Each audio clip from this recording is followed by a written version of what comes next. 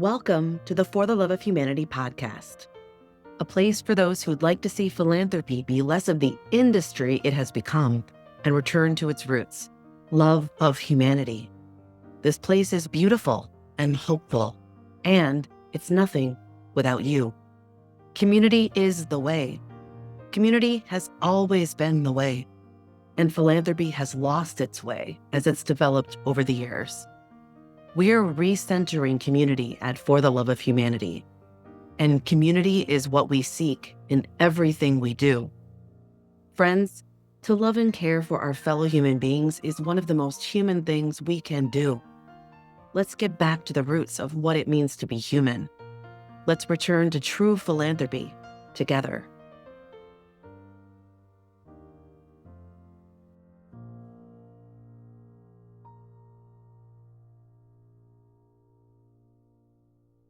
Welcome to the second episode of the For the Love of Humanity podcast. I'm your host, Cecilia Kaspram. Today's episode is another solo spoken word episode where I share with you some reflections and teachings from the online publication. This episode is a call to action for those of us embedded in the world of nonprofits and philanthropy.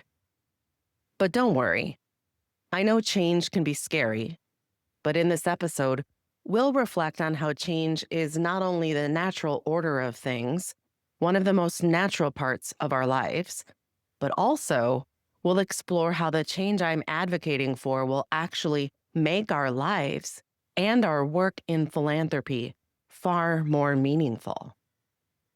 This episode is taking you on a journey with this headline: The nonprofit industrial complex must be composted.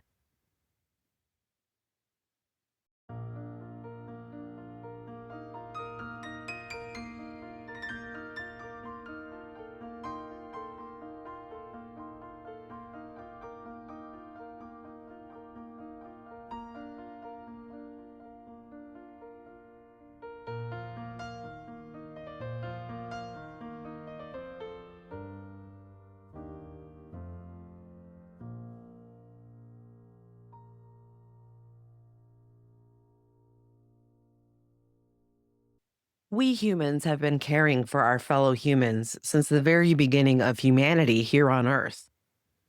Just like our instincts that we need each other and are irrevocably and closely connected to each other and are responsible for each other have been with us since we first arrived here too. Now, I'm going to oversimplify and skim over a lot of history to get us from contemplating those earliest days of humanity to now. But I want to fairly quickly take you along the arc of how I believe we got from there to here. Okay, so from those earliest days, let's swing forward a few gazillion, give or take a few generations. In my mind, this orientation of taking care of each other, of being responsible for each other's well-being, began really going downhill with the dawn of the Industrial Revolution. Starting in the mid-18th century and stretching into the mid-19th century, a whole new way of being in this world began to develop. I look at the lives of some of our most well-known titans of industry, Andrew Carnegie and John Rockefeller, and how they were both born around the very time that the Industrial Revolution was coming to a head. These two men embodied the promise of that revolution: never before seen monetary wealth and prosperity. They thrived in this model. See any historical reference to either of these men, and it will very likely refer to him as both an industrialist and a philanthropist.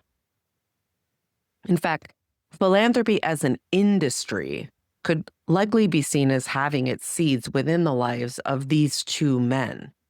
And as their model of living and giving spread, philanthropy no longer simply meant a love of humanity, its original meaning, embodied in all kinds of care, completely divorced from money.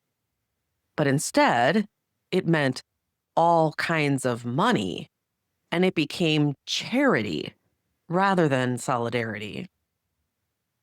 And then over time, the most powerful forces governing our shared society, forces like capitalism, patriarchy, and white supremacy, took us even further away from our shared roots of care and solidarity and mutual responsibility. Look around today, and I'm sure you'll agree with me. The world we live in is nothing like how our earliest ancestors lived, most especially in how we relate to each other and take care of each other or not.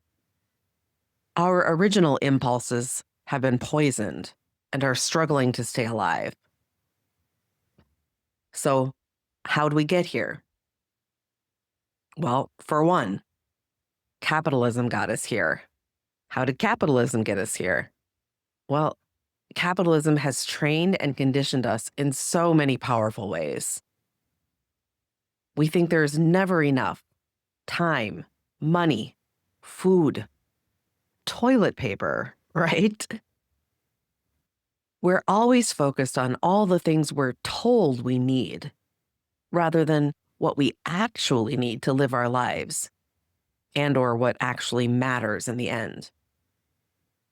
We're continuously trained to believe and are continuously perpetuating the lie that we are all out for ourselves, that we need to pull ourselves up by our own bootstraps, that we're like islands completely separate from others. We're also conditioned with the lie that we get our worth from our work and not from who we inherently are, just being alive and being human. We've been trained to value more as the goal. Similarly, we're not apparently successful unless we're overseeing growth. Only growth is good. Our conditioning has taught us that hierarchy is the only way to situate ourselves, to structure anything we create. Similarly, we've swallowed the lie that leadership is always top down. In what has become the industry of philanthropy, including nonprofits and fundraising, we've adopted corporate models of marketing, sales, and financial management as the only legitimate ways to run an organization. Capitalism has created greater and greater canyons of inequality, yawning between the haves and the have-nots.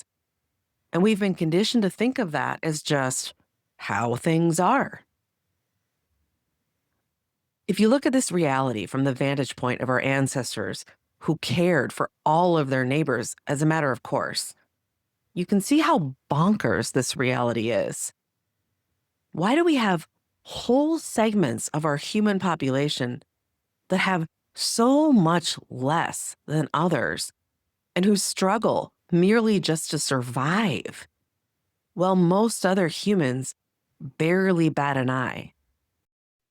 So that's just a taste of capitalism and how capitalism has gotten us here. So what about patriarchy?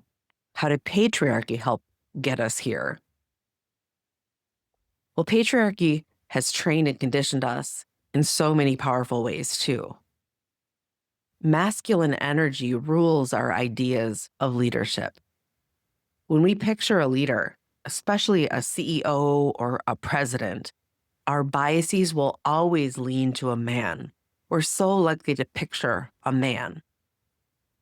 But I'm not even just talking about a human man here. I'm talking about masculine energies, which are an entirely different energy and approach than more feminine energies and approaches to leadership, and which can be embodied by any human or even cultures and whole societies. Patriarchy, which in my mind includes the preference and dominance of these masculine energies, affects us in every moment by the ways it's taught us to relate to each other, by what it's taught us to prioritize, like being driven to achieve, focusing on outcomes over process, setting goals that we seek at all costs, moving fast, exercising power, almost always with a power over dynamic instead of a power with dynamic. Focusing on the external over the internal, movement over reflection, speaking over listening, doing over being. There's a prevailing belief in our dominant culture globally that business, that bastion of these masculine energies I'm describing, is the most legitimate human enterprise there is. Relatedly, for decades now, nonprofits have been fighting a widespread assumption that they're less legitimate, less smart, less savvy, less effective than businesses. And as a result, nonprofits have often made the exasperated argument that they were businesses. To me, this has always felt like a plea for legitimacy more than anything else. Note the reality that most nonprofits are in the business of caring for people, animals, the planet, that sort of thing, which is to say, more energetically feminine endeavors that have always been devalued again and delegitimized in our patriarchal society. This insistence by nonprofits is a double-edged sword. Yes, nonprofits are a form of business. They are businesses. But they are an entirely different form of business than the ones that sell a product.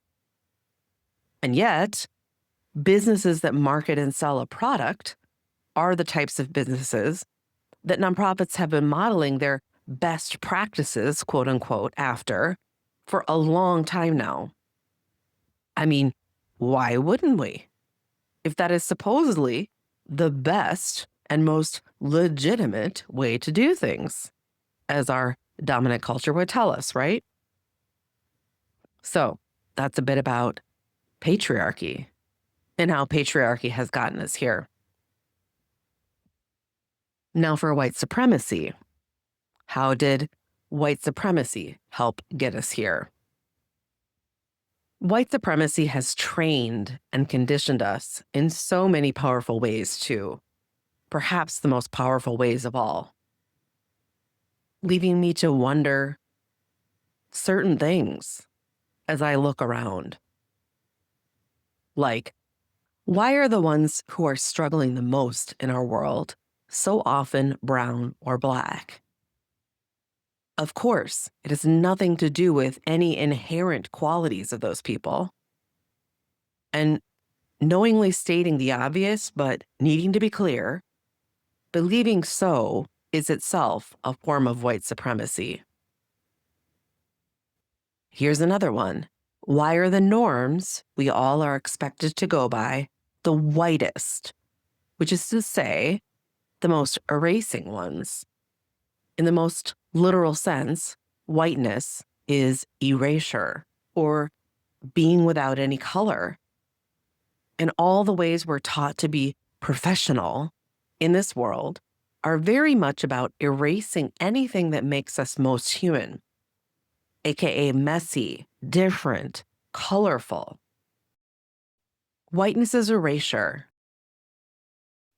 I also wonder, why are the hierarchies we've created in our world always apportioning all the power at the top, where for generations, folks with white skin, and by and large those who are male, right, that's the patriarchy again, are the ones at the top and holding all of that power?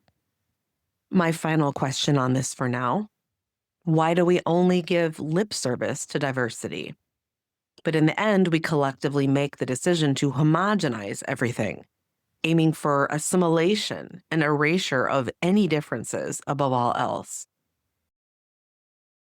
That's just a dip into white supremacy, another force that has been responsible for getting us to here. So here is where all of this brings me. Here is the question that I come to and that I bring us to in this work of philanthropy.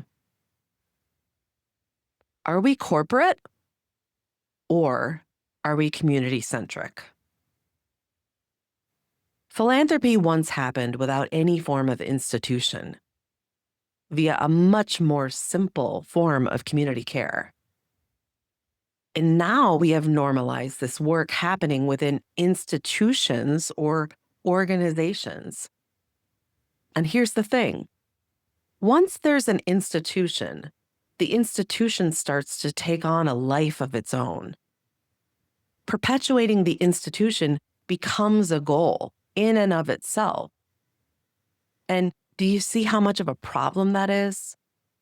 When you look at these orgs that are providing community care, the ones we call nonprofits now, and you look at the kinds of gnarly societal problems we're addressing through them, we should be aiming for these orgs not to exist, because ideally, we want these problems not to exist, which would negate the need for organizations addressing the problems, yes? This continuous perpetuation, this more is best, this growth at all costs worldview is the one that has run corporations forever. Endings are considered anathema. Natural growth cycles on this earth, which include death and composting to fertilize new growth, aren't even acknowledged, let alone preferred. People aren't prioritized, not really. The most they're prioritized is as human resources. Isn't that kind of a sick way to see a human when you think about it? As a resource or a means to revenue via sales or donations as a donor, or we see them as potential staff or volunteers. In other words, in this corporate worldview, humans are used by the enterprise to achieve its goals.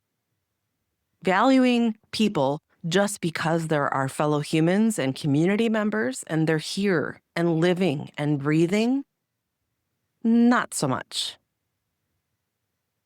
So many of the nonprofit orgs I've known over the years have leaned far more corporate than community-centric. And guess what? This is a continuum that we are all on. The more corporate we are, the less community-centric we are. And the more community-centric we are, the less corporate we are. With the birth and growth of the community-centric fundraising movement over the past few years, I've seen people far too often embodying a very corporate mindset and way of being, like these things I've just been talking about, while those same people are saying that they're practicing community centrism. And guess what? That's not actually possible. Community centrism needs to be a whole new way of being, and not just a new set of strategies or tactics. You can't really practice community centrism without some major transformation and change in how you are more than anything, and thus in how you go about the work you're doing. Because you can't practice community centrism and run roughshod over people in the process, or prioritize moving fast over prioritizing people and their well-being, or see other organizations or people as competition, or not adequately compensate people in exchange for the huge value they bring, or relate to people in very surface level ways without genuinely caring about their entire being, their body, heart, mind, spirit, and their holistic wellness. Or you can't continue to prioritize dollar goals above all else. That last one is a tough one to stomach, especially when, as a fundraiser, you've been trained to think of the money as your job. But here's the thing. Money is a tool. Money is not even real. Think about it.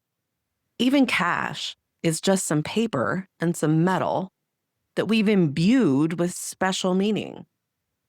And these days, money is more often just a string of zeros and ones in some software displayed on a screen as a digital number. Money is a stand-in. And what does it stand in for? What we value. Money stands in for what we value. We assign value through this thing we call money, and then we exchange that value with other people for other things we value. This should be a fairly simple process, but we've muddied the waters over the generations. We've started to mix up what's actually valuable with what only stands in for value. How have we gotten so confused?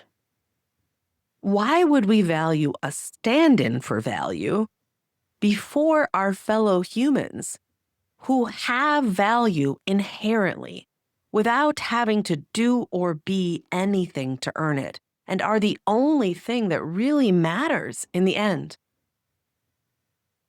We can survive this life without money as long as we have other humans with whom we're in community and who will support us and help us.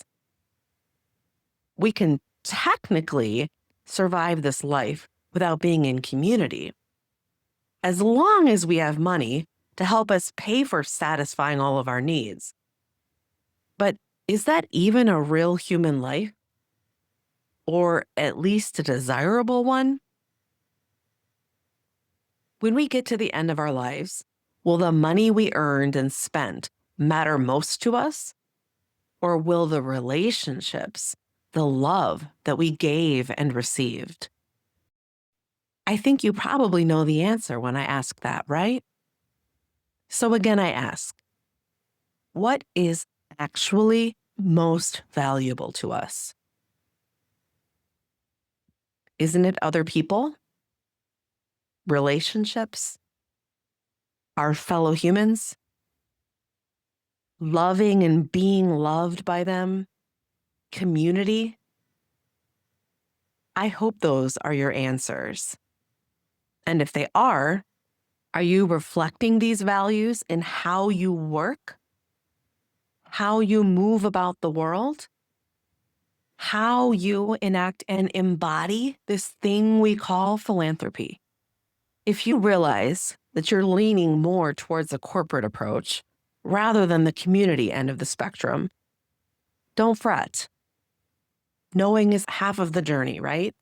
Change is possible. That's just good data for you. And I hope you can use that data to discern the ways to transform how you are so that your prioritization of people and community is clear in all you do. And most importantly, in how you do it. May it be so.